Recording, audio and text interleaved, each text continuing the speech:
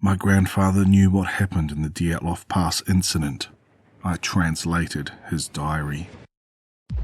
Part 2. My grandfather committed suicide in 2019. I translated his diary and found out what he was hiding from us since all the way back in 1958. This is his story. If you're confused, you should probably start at the beginning. The entry from December 21 is followed by several empty pages. This is what follows. Unknown date, 1958. If you find this, please get off the mountain. You may not make it, but if you do, take this diary and bring it to Army Command, to the KGB, to anyone that will listen. They need to know what happened here. My heart sank when I heard the order consigning me to level 5. It took a second to truly hit me, the reality slowly settling in my mind. Sergei. It had to be him. He had remembered my inquiry into Yuri's fate and had made sure, either from cruelty or from some twisted sense of justice, that I would share my friend's fate, whatever it was. But there was nothing I could do now. I left for level 5 immediately. The officer on guard duty at the tunnel from level 4 looked at my printed orders and smiled sadly. Wait a while in the side room, son. I have to double check all level 5 postings with command. I'll just be a second. He waved vaguely to a small, unlit side room before walking over to a telephone set in the wall and dialing a number. I walked over into the side chamber resignedly. The room was dark, only lit by a thin sliver of light coming from the corridor outside and filled with dank air. There was another person waiting inside, standing silently in the corner. As I approached, I could slowly make out more features. The man seemed familiar, even in the dark. It looked like... Yuri, is that you? I asked incredulously. What are you doing here? Where have you been? Mikhail? Yuri asked. I stared at my friend in shock. He had changed horribly in the few short days we had been parted. Where before he was a healthy, well-built man with an undying smile on his face, he was now sallow and frowning. His eyes were dead and cold. Yes, Yuri, it's me. Are you all right? Have you been discharged from level 5? You've been... I didn't get another word out. Yuri darted forward, slamming into me, one forearm pinning my neck to the wall. He thrust his face right in front of mine. Where are you going, Mikhail? He hissed in a sharp whisper. Have you been posted to level 5? Yes. Sergei sent me here as punishment for asking about you. Yuri swore beneath his breath. Fuck. Listen to me, Mikhail. Don't listen to the screaming. Whatever you do, don't listen to it. If you can't take it anymore, do whatever you have to. Just get out of there. Fake an illness. Insult the officer and get taken to the prison wing. Whatever you need, just get out of there. There was a cough from the door. The officer stood there, uncertain as to what was happening. You have been cleared for level 5, Private Sidorov. He began tentatively. Yuri backed away from me. Remember, Mikhail. Remember what I told you. Then he swept out of the room and out of sight. Everything all right, Private? The officer asked. Something the matter? No, sir, I answered finally, Yuri's cryptic warnings still swirling through my head. Just talking with my friend. I walked past him and into the thick iron door separating me from level 5. It slid open slowly, revealing the room I was to guard until I was relieved. And the screaming hit me. I couldn't pay attention to anything but that sound. It was all-encompassing, a cacophony of agony, the sound of several men tortured beyond the limits of flesh and bone. I was no stranger to the sounds of pain after my time in the army, but none of it could compare to this. My eyes snapped to the source of the sound involuntarily. It was coming from the back of the massive room I had entered. The wall was solid rock, carved from the mountain itself. A small opening yawned dark at its base, seemingly a cave entrance that was blocked off after several meters by a pile of rubble and stone. A rockfall had sealed the cave shut. My head swam, and I leaned on a wall for support. I couldn't think, couldn't focus on anything but the echoing sound of men in horrible, never-ending pain. I was drowning in a dark pool inside my mind, with nothing to grab onto. Don't listen to the screaming. Yuri's words pulled me back into reality. I steeled myself. The screaming was still there, gnawing at my sanity, but I set myself against it.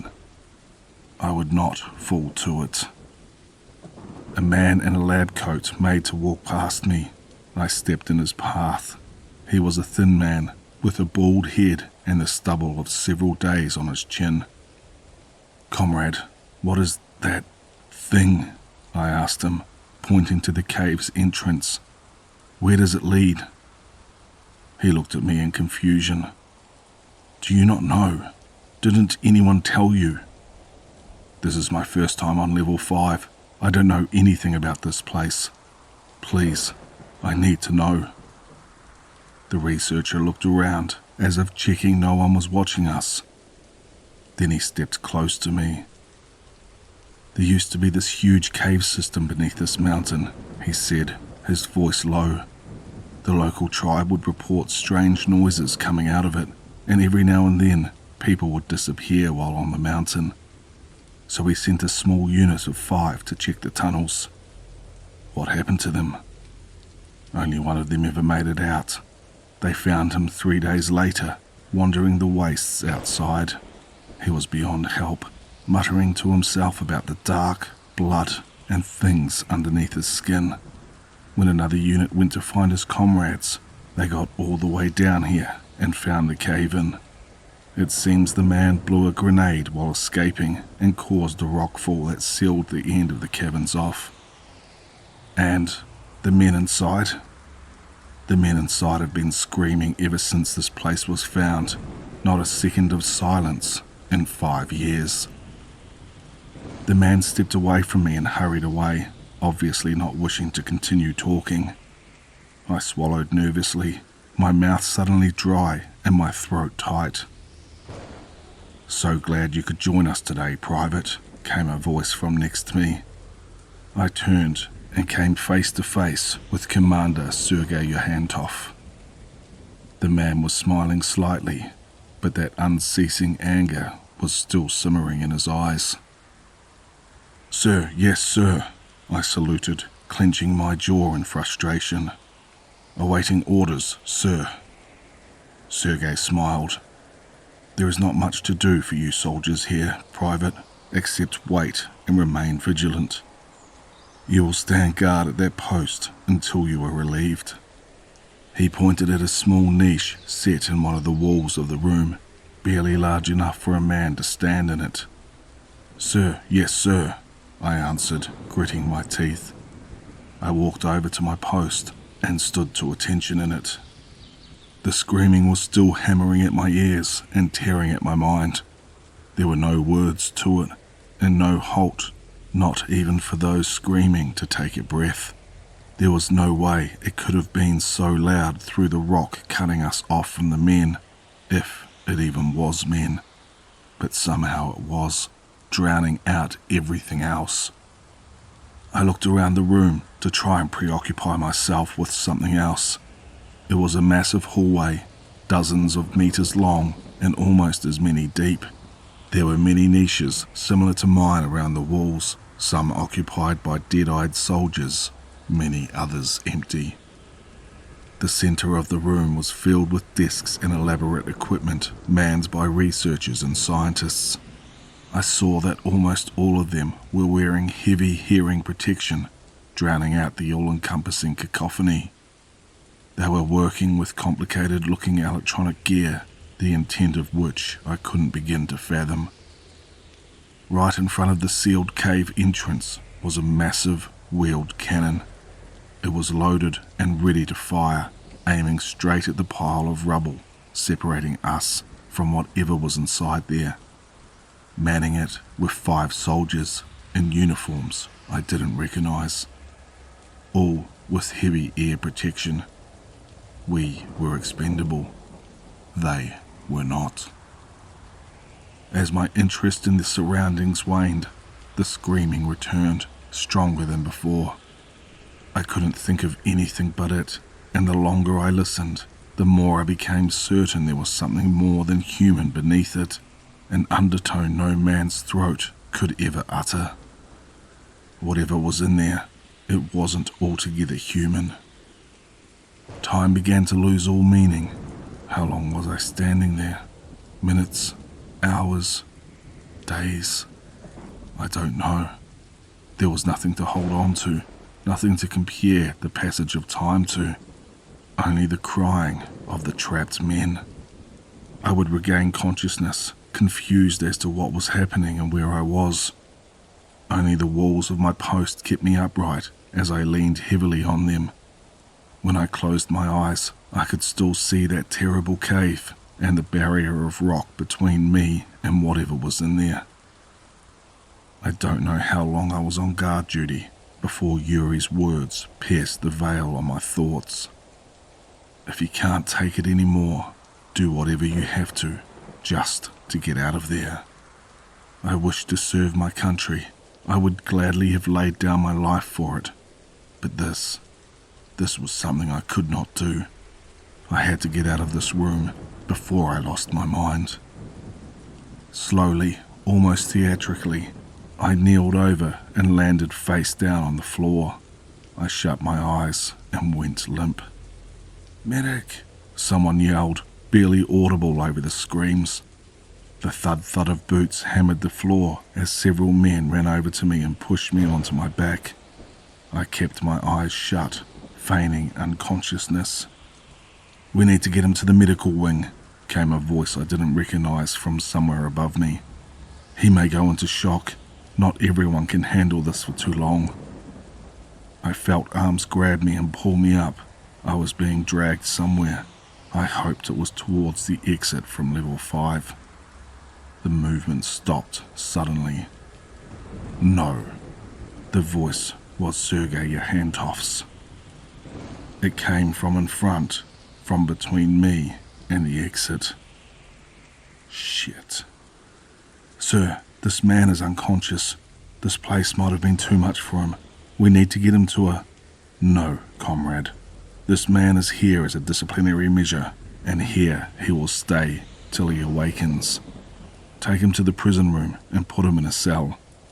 He will be safe there till he awakens. Send for a medic to check him, if you wish." "But, sir, that is an order, Private." "Understood, sir." I was being dragged again, but in a different direction. Panic rose within me. Not only would I remain on level 5, but I would be trapped in a prison cell at the mercy of Commander Yahantov and his twisted sense of justice. But if I awoke, he might guess I was only acting. If service on level 5 was his punishment for asking about Yuri, I didn't want to find out what the price for this would be. I was laid down on a cold stone slab. An iron door slammed somewhere nearby.